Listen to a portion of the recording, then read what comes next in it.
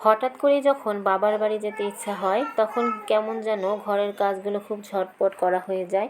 তো ঘরের সব কাজ গুছিয়ে নিয়েছি, সকালে রান্নাও হয়ে গেছে।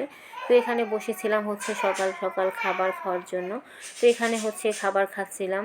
আর এই যে আজকে আলু ভর্তাটা খেতে বেশ মজার ছিল। তো তারপর খাওয়া দাওয়া সেরে ঘরের কাজ গুছিয়ে এখন বেরিয়ে পড়লাম বাবার বাড়ি যাওয়ার উদ্দেশ্যে। তো রাস্তায় বের হয়ে দেখলাম আকাশে প্রচুর মেঘ, তো কখন যেন বৃষ্টি এসে পড়বে। তো একটু একটু করে মনে মনে ভাবছিলাম বৃষ্টিটা একটু পরে আসুক, আমি আগে যেয়ে নিই। আজকে বৃষ্টি আসুক আর যাই আসুক না কেন, আজকে তো বাবার বাড়ি যেতেই হবে, কারণ আজকে হচ্ছে যাওয়ার ইচ্ছা হয়েছে আর ইচ্ছাটা পূরণ করব না তা কি কখনো হয়। তো এখানে রিকশায় করে যাচ্ছিলাম। তো এই যে রাস্তা দিয়ে যাওয়ার সময় একটু ভিডিও করলাম, কারণ রাস্তার পরিবেশটা অনেক সুন্দর ছিল। আর আজকে ঠান্ডার মধ্যে যেতেও বেশ ভালো লাগতেছিল। তো অবশেষে এই যে বৃষ্টি কিন্তু হয়ই নাই, আমিও চলে আসলাম আমার বাবার বাড়িতে। তো এই যে চলে এসেছি, আর এখন হচ্ছে ভেতরে ঢুকতেছিলাম। তো এইদিকে অনেক জায়গায় দেখলাম বৃষ্টি হয়েছে, আবার অনেক জায়গায় দেখলাম বৃষ্টি হয় নাই।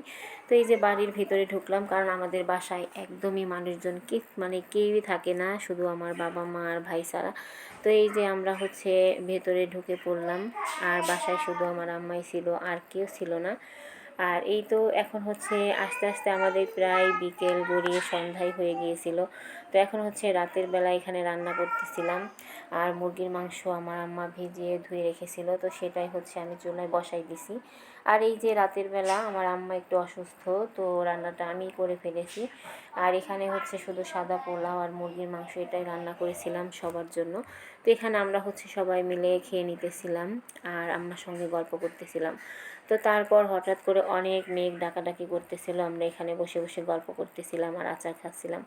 তো তারপর এটা হচ্ছে পরের দিন সকাল সকাল ঘুম থেকে উঠেই দেখি প্রচুর পরিমাণে বৃষ্টি হচ্ছে। আর এই যে প্রচুর বৃষ্টি হচ্ছিল।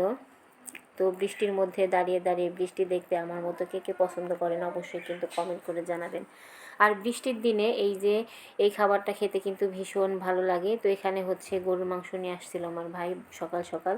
তো সেটাই হচ্ছে এখানে ধুয়ে নিলাম, আর এখন হচ্ছে আমি রান্না করতে বসে পড়েছি। আর এই যে মাটির চুলাতে হচ্ছে এটা মাখিয়ে তারপর রান্না করব হাতে মেখে। তো সব মশলাগুলো এখানে দিয়ে দিতেছিলাম।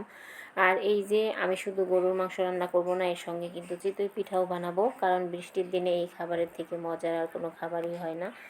তো এখানে হচ্ছে মাংসটার মধ্যে আমি পরিমাণ মতো সব মশলা দিয়ে দিলাম, আর আজকে অনেক ঝাল করে হচ্ছে গরুর মাংসটা রান্না করব। তাই বেশ পরিমাণে আমি ঝাল এর মধ্যে দিয়ে দিলাম, আর সব মশলাগুলো দিয়ে একসঙ্গে হচ্ছে মেখে নেব। আর এই যে হাতে মাখা এই মাংসটা খেতে কিন্তু ভীষণ মজার হয়। তো পেঁয়াজটা আমি আজকে কেটেই দিয়েছি, আর সব মশলাগুলো বাটা ছিল। আর এই যে হাতে মেখে নিতেছি, হাতে মেখে তারপর কষিয়ে নিয়ে তারপর হচ্ছে রান্না করব। আর এইভাবে করে মাংস রান্না করলে আমার কাছে খেতে বেশি ভালো লাগে, তো সেই রকম করেই রান্না করতেছি। তো আজ এ পর্যন্তই, সবাই ভালো থাকবেন, আল্লাহ হাফেজ।